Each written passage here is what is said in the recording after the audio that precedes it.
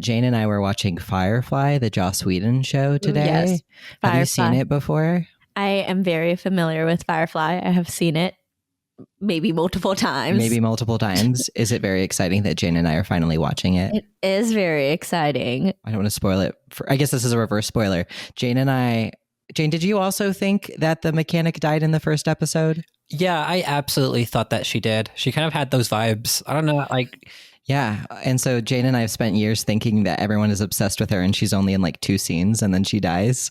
And it turns out that she's actually a central character and has a backstory and continues to do stuff. And so to get us kind of to the topic of the evening, which is transgender healthcare, trans as in transgender, not as in transportation or other, trans-related words. Just to make the disclaimer that we're speaking from our own perspectives and none of this is representative of the University of Utah or other institutions that my peers are affiliated with. I think that I have talked to some extent about my trans identity already on the podcast, but for anyone who is unfamiliar, I identify as both a transgender individual and non-binary individual. I have used the term trans masculine for the past few years, and then I have also used the word trans masc or fairy prince. I've described my gender as orbiting masculinity, but never quite landing on the planet. And I've also said that I have the same gender as Bugs Bunny, which is that I am a guy, except for when it's funnier for me to be a girl. And my pronouns are they, he. And so that is my relationship to gender briefly. And then we can talk a little bit more later about my experiences in healthcare. But I thought I would give y'all the opportunity, if you wanted, to disclose, to talk a little bit about your experience with gender, relationship to gender, etc. Jane, if you could maybe say who you are, because you are my sister and people have not met you before on the podcast. I think that would be neat. First of all, hello, I'm Jane. I am Laurel's sister. I've been living in Utah for like a year or so. My pronouns are she, her. I am trans femme. I'm Laurel's older sibling, and it's a bit funny that Laurel came out first years ago, whereas for me, it's been a very recent experience. Generally, I'd probably describe myself as like a tomboy.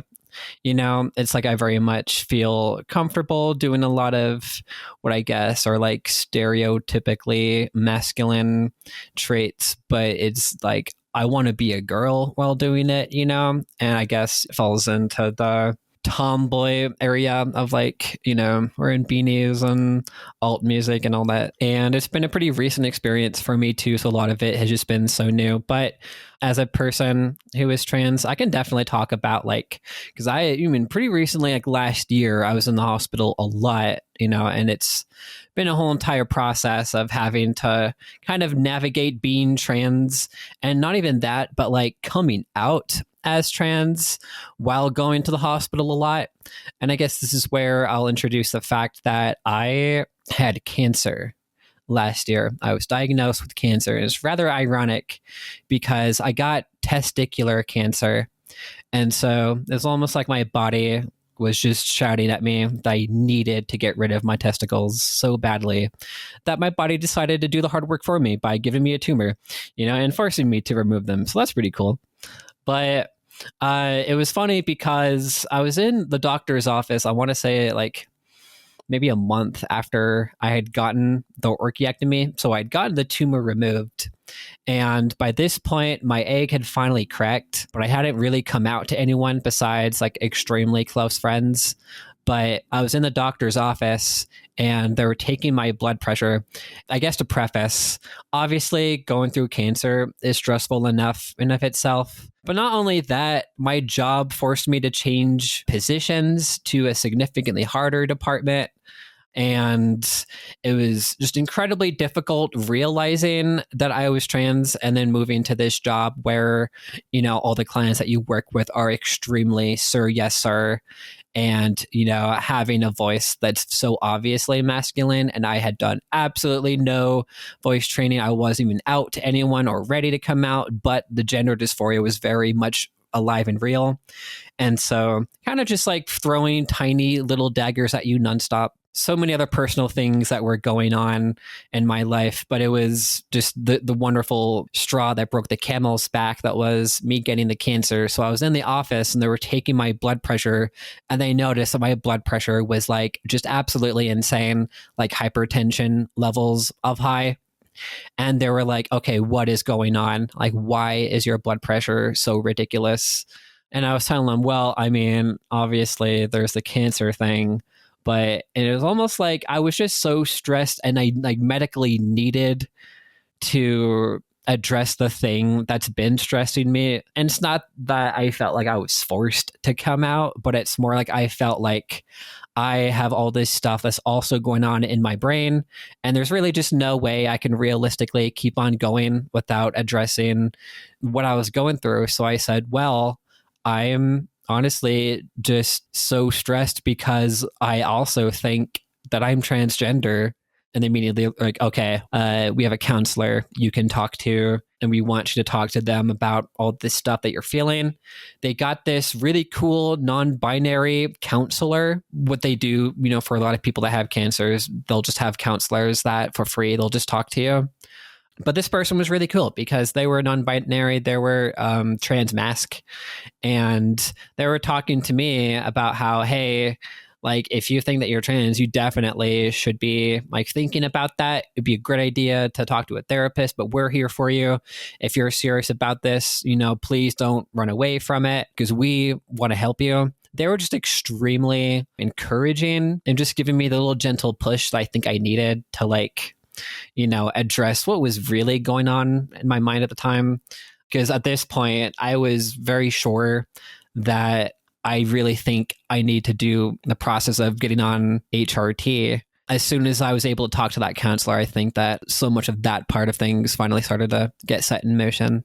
So I'm just going to interject for anyone who is unfamiliar. HRT is a shorthand for hormone replacement therapy.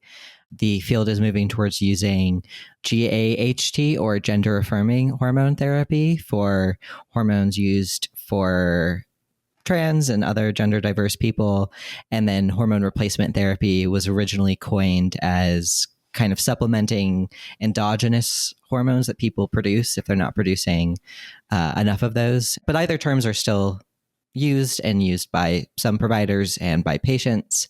Speaking of providers and patients, Jane, I appreciate that you touched on both your experiences as a trans patient, but you also mentioned, having a counselor who was non-binary. And so one of the things I wanted us to talk about is, how significant it is for folks like Ha and me. I am of the opinion to be, providing healthcare for people who either don't have our identity or who share all or fractions of our identity that we can touch base with at the clinic. And so I was wondering if you could maybe talk about your relationship, your gender experience, as well as maybe how that's factored into your experiences doing clinical work.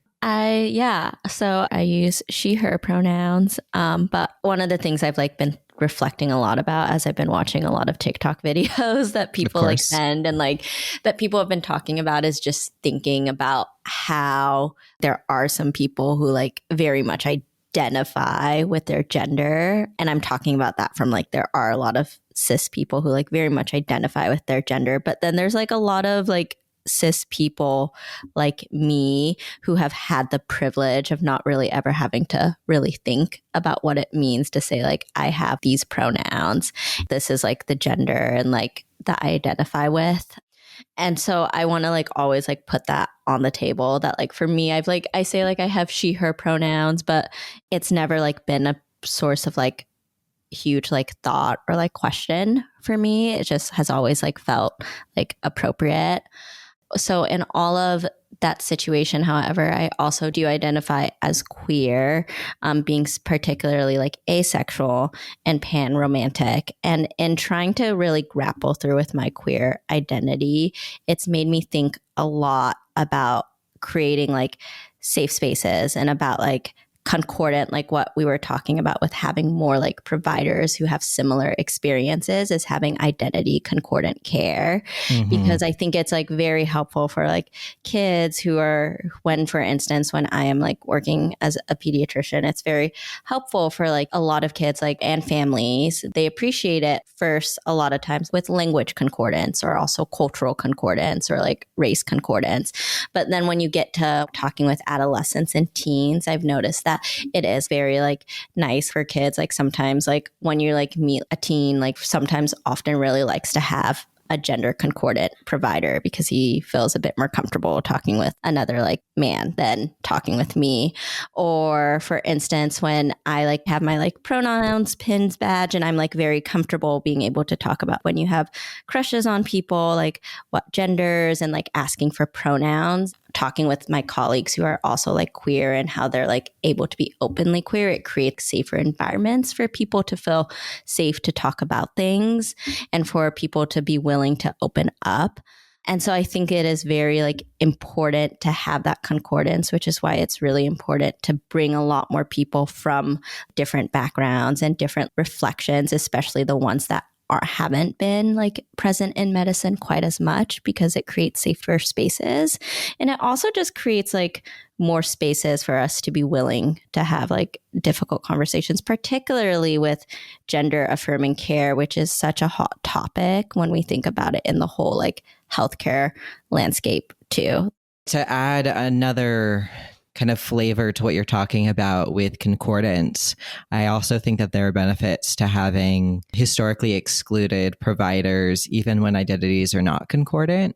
And the way that I am thinking about it currently is actually taken from the book Butch is a Noun by S. Bear Bergman, which I have been reading and highly recommend, which is a collection of essays by a self-noted butch author who talks a lot about gender and sexuality and how that influences the way that we navigate the world with other people and also how we conceptualize ourselves. And one of the essays talks about how the author, by being butch, is able to work oftentimes as a teacher or instructor in settings that cis men and cis women have sometimes struggled to occupy, specifically in the context of quote unquote troubled teen youths.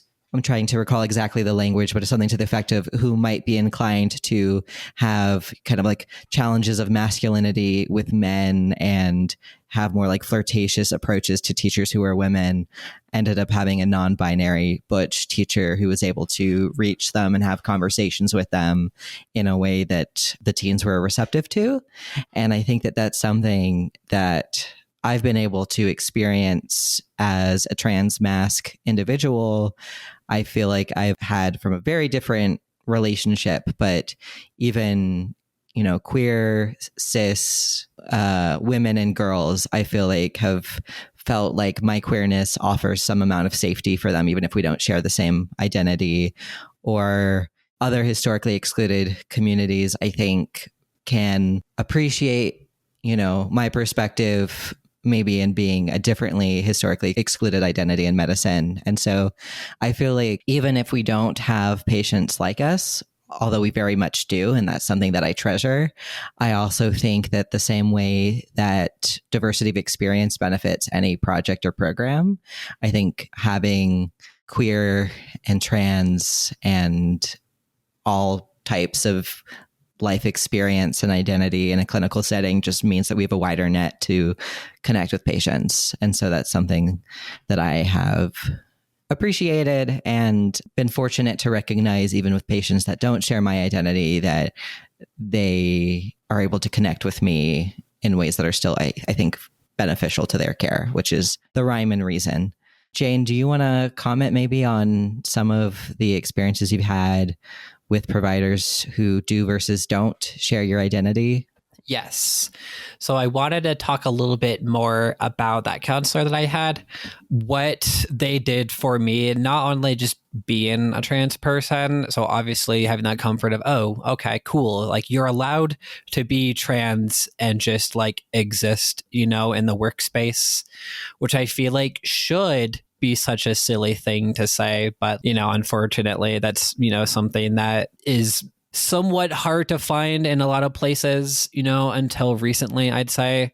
The counselor helped me to essentially come out to everyone at the hospital. And their plan was just to let me know, hey, if you really genuinely are experiencing this, we want to make sure, because you have to make sure, that we do something about that insane blood pressure of yours. And if it's going to bring you an easier, more relaxed state of mind just to be able to be you, we should allow you to do that. So what can we do for you? And that was really cool because I felt like I was actually just allowed to explain myself. I was able to explain my pronouns and the name that I had chosen for myself. And, as soon as I told them, they said, okay, well, let's put it on your, account and people will see. And from there, every time they saw me, they made sure to be very respectful. A lot of these cis employees that worked there, it was, and I should say cisgendered people, where they had a little bit of a harder time understanding, which obviously can be from all sorts of, they can come from all sorts of walks of life. And so it's hard to say one reason why people may not either understand what I mean by wanting to change my gender. There's some old folks who were actually very open-minded. Once I explained to them that I'm trans and that I am transitioning to be a woman, and they understood. But, it was an adjustment period for a lot of them. And the effort is absolutely appreciated. It always is. I mean, I always love it when someone, who isn't trans is willing to understand and love and just, serve me no matter what. I will say, though, I definitely think that without that counselor who was non-binary, I wouldn't have had such an easy time, because it's just a simple fact, I think, that representation is important. I think that it's safe to say that I needed to have someone who was trans who was willing to walk me through it, because they've had that same experience years before. And so that allowed them to have the tools to help me. And not just them, but afterwards, I actually was able to find a different therapist I was able to talk to about all this and sort of, develop a plan of whether to push forward with pursuing medical care for my transition, which obviously I've, since then I've started my process of that. But they were a trans man who was counseling me about my experience with being trans. And obviously I'm not going to disperse anything that we said during our meetings, but it was a huge help for me, because they had perspective. And it's also not just about the representation, but I think that just having trans perspective when you're helping other trans people, it really does make a world of difference. One of the things that you reminded me of is this stat that I'm pretty familiar with in the trans health research space, which is around a third of trans people have avoided medical care due to concerns of discrimination, as well as about a third of trans people report having to educate their provider about their own care. And these are things that we are always thinking about from the patient side of things.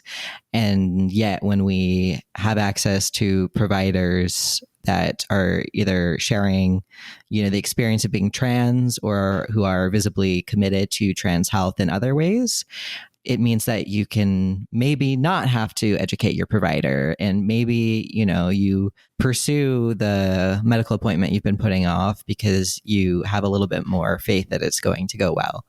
And that's something that I think is really significant. Yeah, I agree. And the firsthand experience with me of I was really scared to even address the fact that I was trans, even though I knew that talking about it would genuinely help. And then sure enough, over the next few weeks of my radiation appointments and chemotherapy, slowly people started to respect my gender a lot more. Anecdotally, I had some who, they could see on my chart that I wanted to be, referred to as Jane. And of course they go out and say, Mr. Hiatt, Mister, are you there, sir? And so like there's that side, which is always really frustrating. But the people that understood were the most respectful, were the ones where I also, not only in terms of my pronouns, but it felt like they genuinely had my interests in mind. And it just made it so much easier. And my blood pressure did get better, coincidentally, because it turns out, having a better state of mind helps just in general with your health. And so like slowly, my blood pressure kept going down every single meeting, until eventually they were saying, okay, well, thank goodness it's no longer a problem anymore.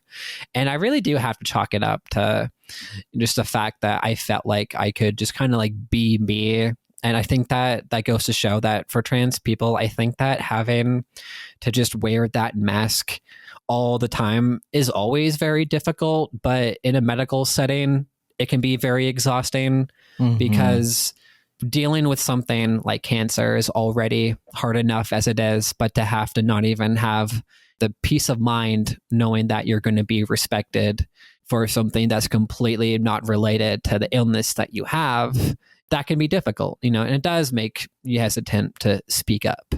I feel like it's one of those things that is very unfortunate because I feel like when we think about gender affirming care, a lot of people just segue it into like its own little category, and people don't realize that trying to be like very like thoughtful, it has to like there is like gender affirming care itself being able to do as what Laurel was talking about, like gender affirming hormone replacement therapy or like voice therapy and all of those aspects. But being gender affirming should actually like go across all the board, across all different specialties and across all different like aspects of medical care.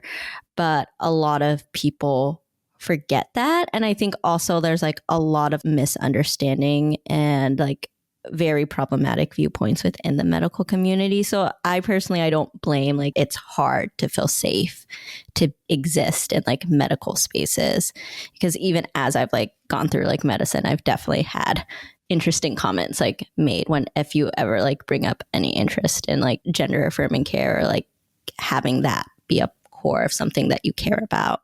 Yeah, I really appreciate you bringing up that trans friendly, trans inclusive care really is across all health specialties, because trans people have all kinds of health problems, and so I think that people really do sometimes try to silo. If you mention trans people in healthcare, people are like, oh, hormones, surgery, voice training, that, and they kind of leave it to the people who are interested in those specific subsets of medicine to worry about trans people, when in reality, from urgent cares to whatever level of subspecialty, I do pediatric medical genetics type stuff in my research. And, we've had these rare disease cases of people who are trans, because wouldn't you know, trans people also get rare genetic diseases.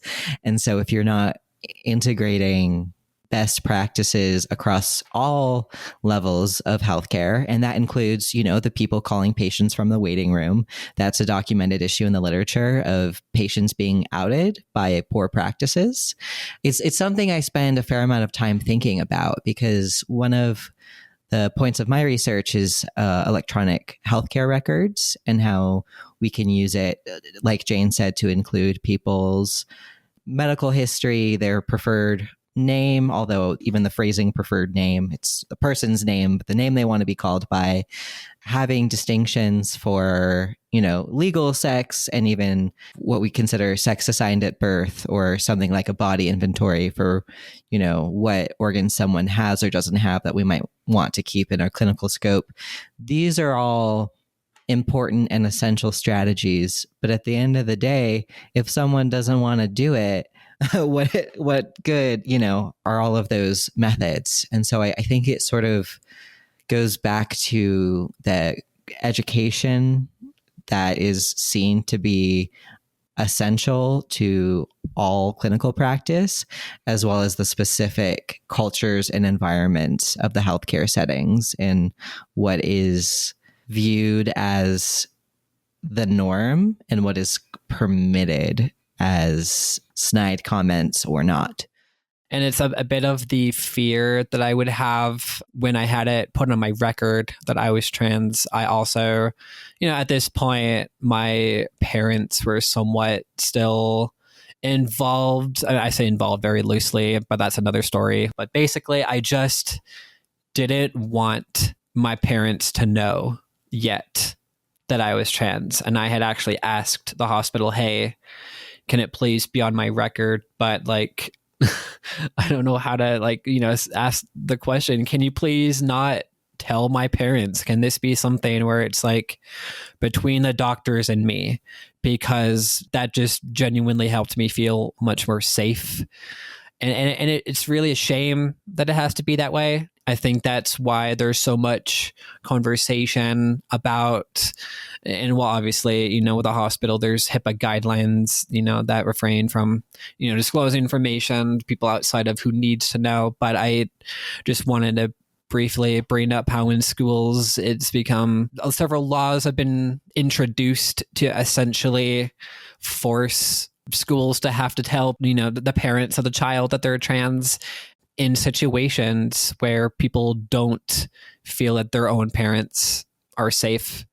And it's a shame that happens, but it really does, and for me, it became a situation where genuinely I felt much more safe. Even like talking to my own parents, I felt less safe than like going to the hospital, even though I was going to the hospital to think about all the aftermath of having the cancer in my body.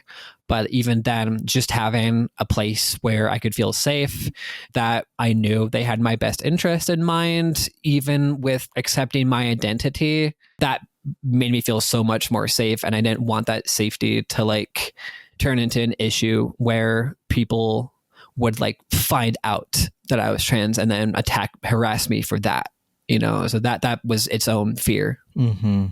And I feel it acutely. In pediatrics, we do our own confidential screen where we are able to talk about it. Sometimes we have situational awareness where it's if grandparent is in the room, use these pronouns. Mm-hmm. If this person is in the room, use these pronouns.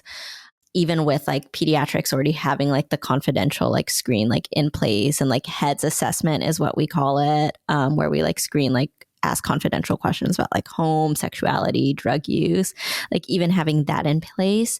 When we even navigate it, I still feel sometimes it's not navigated well. And I do think it all comes back into a lot of society and systems in place haven't really thought about these nuanced, these really important questions that for, I guess, the rest of society feels nuanced, but when you're living it, it's very obvious that these are safety questions that you have to think about. But by not having that representation to bring up those questions and to think about it, we've built these systems that aren't really ingrained to be really thoughtful about it. I believe a lot in people being able to produce, I believe in twofold, creating change through education with people, but also systems have to be created in place to protect people too.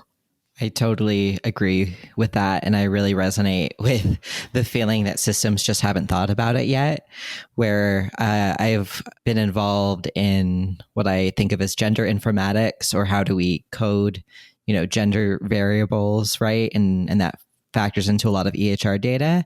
And it's a big hot mess because, folks tried for years with, let's say, Epic, which is one of the largest, medical record companies, to have sex and gender options, which is great. And I would consider a success. But at a lot of institutions, it was rolled out optionally, or was only rolled out for specific clinics within healthcare. And if the input for sex and gender can only be made accurate to someone's gender if an entire clinic is committed to using this new updated software, then that needs to be either a universal rollout or an advertised rollout, or people at the peripheral are thinking about these things, but then you find in practice, in the day-to-day application, things are not happening. Similarly to using different language around family members, I've also seen a lot of requests with patients, can I have it be known that I am trans only with these providers and not with these other providers where that's not relevant to my healthcare? But it's pretty difficult in most, if not all, current systems to rescind elements of the healthcare chart based on the clinic. There's just not that level of sophistication in my experience. And so it's something where day to day, person to person, conversation to conversation, you get requests or you see acute needs that there aren't really solutions for, because the system at large is kind of calibrated to a very particular type of patient. And that is frustrating, and it leads to bad outcomes. And it's one of those things where, the inverse, I guess, of a rising tide raises all ships. When you have a limitation for trans people, you have a limitation in general, because if you don't have options for body inventories, then it doesn't really matter if someone is trans or if they have a congenital absence of an organ or if they have various surgical histories, etc. And then all of a sudden it's a nightmare because the administrative sex of the person, like their driver's license, says male instead of female, and it's just a random clerical error. That stuff can get messy with insurance and healthcare records, and we don't have flexibility in the system because we're not thinking about trans patients, but then it affects all patients who end up in these awkward paperworky puzzles of living. I know I'm kind of ranting a little bit, but it's just, I think it's frustrating at the speed at which I see the healthcare field move in certain regards for certain specific sections of healthcare. Yeah, I think that unfortunately you're very right in just the fact that society doesn't really think about the needs of trans people very much, and it bleeds outside of medical care. But unfortunately, a lot of those outside factors also affect medical care. So like, for example, my legal name, AKA my dead name, is still on all of my medical records. It's just out there for everyone to see. And I just don't have the means right now to legally change my name. But there's just that lingering frustration of like, oh, I just wish it was easier, but things are very difficult for the process of changing the markers on your license to, change it on your birth certificate. And, some states are different with their laws for how that process can happen for someone who is trans.